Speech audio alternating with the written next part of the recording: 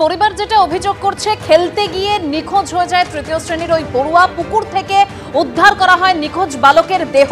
কিভাবে ওই বালকের দেহ উদ্ধার হলো, কিভাবে তার মৃত্যু হয়েছে, পুলিশ এখনো পর্যন্ত কি বলছে পার্থ?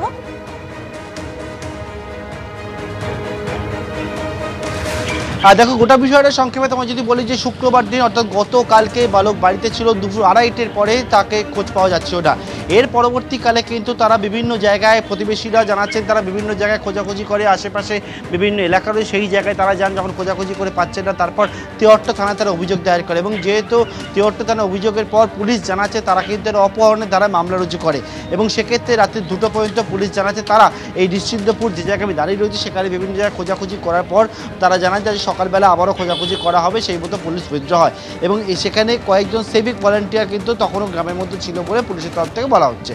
এরপর কি হলো, আজকে ভোর 4টে সাড়ে 4টে নাগাদ স্থানীয়রা যখন খোঁজাখুঁজি করতে গিয়ে স্থানীয় বাসিন্দা একেবারে স্বর্ণাভ বিশ্বাস বালকের বাড়ির ঠিক পাশে প্রতিবেশী উৎপল মণ্ডল এবং তাদের বাড়ির পিছন দিকে একটি ডোবা রয়েছে, সেখান থেকে তার দেহ উদ্ধার হলো এবং এই দেহ উদ্ধার হওয়ার পর কিন্তু বলা হলো কোনো কোনো অংশ থেকে যে উৎপল মণ্ডল দ্রুত থাকতে পারে সেই সন্দেহ, এবং সেই সন্দেহ থেকে একবারে উৎপল মণ্ডল, তার স্ত্রী শোভা মণ্ডল, তাদের বাড়ির আরও এক সদস্য মহিলাকে একেবারে রাস্তার মধ্যে টেনে নিয়ে এসে মারধর করা হয় এবং পিটিয়ে মারা হয় এবং তুমি দেখেছো সেখানে বাঁশের টুকরো বিভিন্ন জায়গায় পড়ে তাকে খুন করা হয় এবং গোটা ঘটনার পরিপ্রেক্ষিতে পুলিশ জানাচ্ছে এখনও পর্যন্ত দুটি বিষয় তারা তদন্ত করছে। এক হচ্ছে বালকের মৃত্যুর পেছনে কী কারণ হচ্ছে সেটা যেমন তারা তদন্ত করছে, অন্যদিকে যে অভিযোগটা সামনে আনা হয়েছে উৎপল মণ্ডলের বিরুদ্ধে যে সে হয়তো এই ঘটনার সঙ্গে যুক্ত থাকতে পারে বলে এলাকার বাসিন্দার সন্দেহ এবং সেই সন্দেহ থেকে হচ্ছে মৃত্যুর ঘটনা, এইটা কিভাবে হলো এবং সেই বিষয়ে পুলিশ জানাচ্ছে আরও একটি মামলা, স্বতঃপ্রণোদিত মামলা তারা রুজু করেছে। তবে এখনও পর্যন্ত আর কিছুক্ষণের মধ্যে বালকের দিয়ে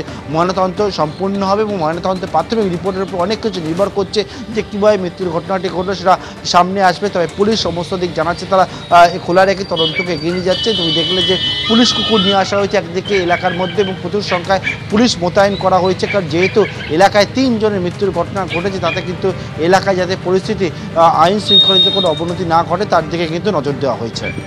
পার্থপ্রতিম, তুমি আমাদের সঙ্গে থাকো। বালককে খুন করা হয়েছে এই সন্দেহে জনরোষ আছে, পরে উত্তেজিত জনতার মারে মৃত্যু হয় দম্পতির, আরও একজন গুরুতর জখম হন। ময়নাতদন্তের রিপোর্ট সামনে এলে অনেকটাই বিষয়টা স্পষ্ট হবে।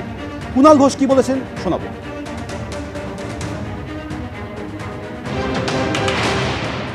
পাড়ার এবং পারিবারিক একটা ভয়ঙ্কর ঘটনা ঘটে গেছে।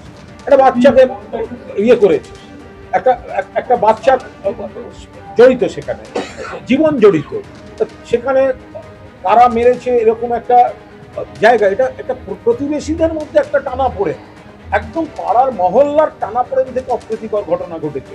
এটার সঙ্গে তো রাজনীতি, এটা সমাজের একটা বিচ্ছিন্ন অত্যন্ত দুর্ভাগ্যজনক বাজে ঘটনা। এসএসসির নতুন নিয়োগের পরীক্ষার 48 ঘন্টা আগে নতুন করে শূন্যপদের বিবৃতি প্রকাশ করল কমিশন। মোট 35,726 জনের শূন্যপদ প্রকাশ করা হয়েছে। এর মধ্যে নবম দশমে রয়েছে 23,212টি এবং একাদশ দ্বাদশে 12,514টি শূন্যপদ রয়েছে। রাজ্যের নতুন সংরক্ষণ বিধি অনুযায়ী ওবিসিদের 2টি ক্যাটাগরিতে 17% সংরক্ষণ দেওয়া হয়েছে। সুপ্রিম কোর্টের নির্দেশে শিক্ষক নিয়োগের পরীক্ষার 48 ঘন্টা আগে নবম দশম ও একাদশ দ্বাদশের ক্ষেত্রে নতুন করে শূন্যপদ প্রকাশ করল স্কুল সার্ভিস কমিশন। মোট 35,726 জনের শূন্যপদ প্রকাশ করা হয়েছে। নতুন শূন্যপদের বিজ্ঞপ্তি রাজ্যের নতুন সংরক্ষণ বিধি অনুযায়ী দেওয়া হয়েছে। ফলে এখানে ওবিসি এ এবং ওবিসি বি ক্যাটাগরিতে 10 এবং 7 মোট 17% সংরক্ষণ দেওয়া হয়েছে। এসএসসি নিয়োগ দুর্নীতিতে নবম দশম একাদশ দ্বাদশ গ্রুপ সি এবং গ্রুপ ডি মিলিয়ে প্রায় 26,000 জনের চাকরি চলে গেছে। এই অবস্থায় নতুন করে নিয়োগের নির্দেশ দিয়েছে সুপ্রিম কোর্ট। সেই অনুযায়ী আগামী 7ই সেপ্টেম্বর নবম দশমে শিক্ষক নিয়োগের পরীক্ষা নিতে চলেছে স্কুল সার্ভিস কমিশন। তার আগে শুক্রবার এসএসসি যে বিজ্ঞপ্তি দিয়েছে তাতে নবম দশমে শূন্যপদ রয়েছে 23,212টি। তাতে দেখা যাচ্ছে আর্টসের চেয়ে সায়েন্সের বিষয়গুলিতে শূন্যপদ বেশি রয়েছে।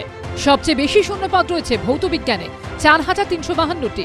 এছাড়া গণিত এবং জীবন বিজ্ঞানেও শূন্যপদের সংখ্যা 4,000-এর কাছাকাছি।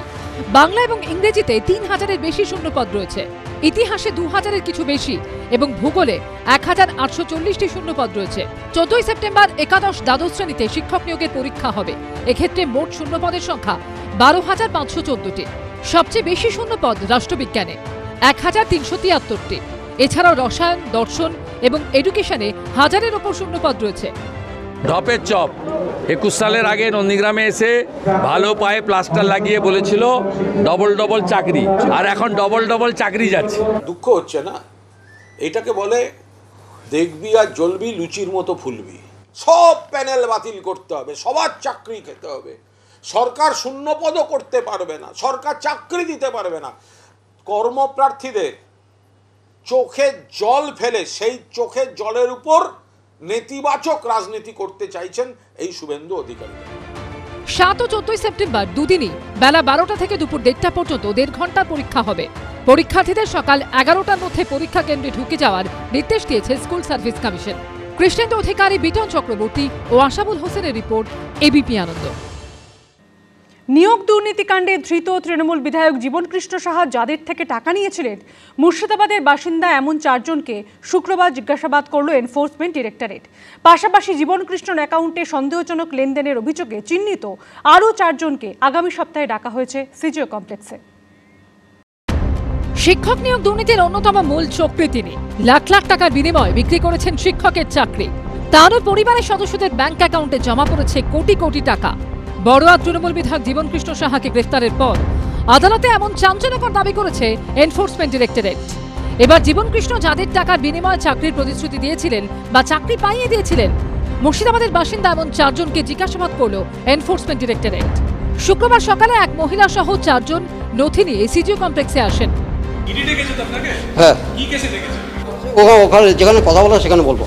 এসএসসি দুর্নীতির ঘটনাতে বড়ুয়ার বিধায়ক জীবনকৃষ্ণ সাহা কাদের কাছ থেকে টাকা নিয়েছিলেন এবং কোন কোন প্রতিশ্রুতি বিনিময়ে এই টাকা নিয়েছিলেন এবং এই টাকা নেওয়ার পরও সেই প্রতিশ্রুতি রক্ষা করেছিলেন কিনা, সেবারে সেই বিষয়গুলো জানতে মুর্শিদাবাদ থেকে একাধিক যারা চাকরি প্রার্থী তাদেরকে ডাকা হলো। তারা এই মুহূর্তে সিজিও কমপ্লেক্সে ইডি দপ্তরে এসেছেন নানান ধরনের তথ্য নিয়ে এবং নথিপত্র নিয়ে। তাদেরকে গতকালকে নোটিশ করা হয়েছিল এবং সকাল 10টার মধ্যে 4 জন চাকরি প্রার্থী তারা কিন্তু এই মুহূর্তে ইডি জিজ্ঞাসাবাদের সম্মুখীন হচ্ছেন।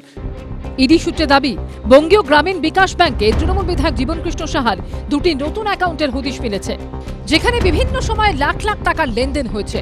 আর এই লেনদেনের সূত্র ধরেই জীবনকৃষ্ণ সাহার সঙ্গে যোগসূত্র মিলেছে নিয়োগ দুর্নীতিকাণ্ডে জেলবন্দি মিডলম্যান প্রসন্ন রায়। ইডি সূত্রে দাবি, মুর্শিদাবাদের বঙ্গীয় গ্রামীণ বিকাশ ব্যাংকে জীবনকৃষ্ণ সাহার 2টি অ্যাকাউন্ট থেকে কলকাতার একটি কোম্পানিতে একাধিকবার টাকা ট্রান্সফার করা হয়। তদন্তে দেখা যায়, যে কোম্পানির অ্যাকাউন্টে টাকা গেছে তার মালিক ধৃত মিডলম্যান প্রসন্ন রায়।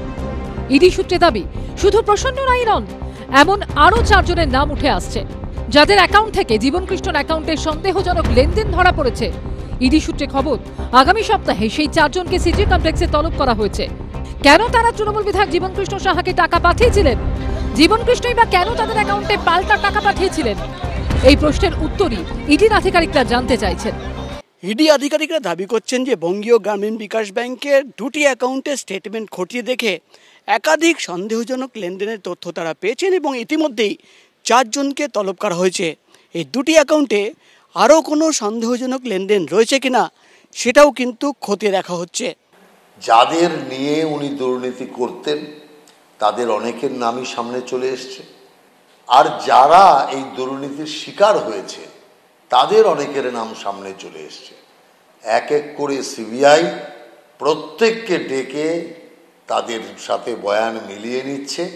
অতএব আমি বিশ্বাস রাখি আগামী দিন আরও বড় তৃণমূলের নেতা গ্রেপ্তার হতে চলেছে।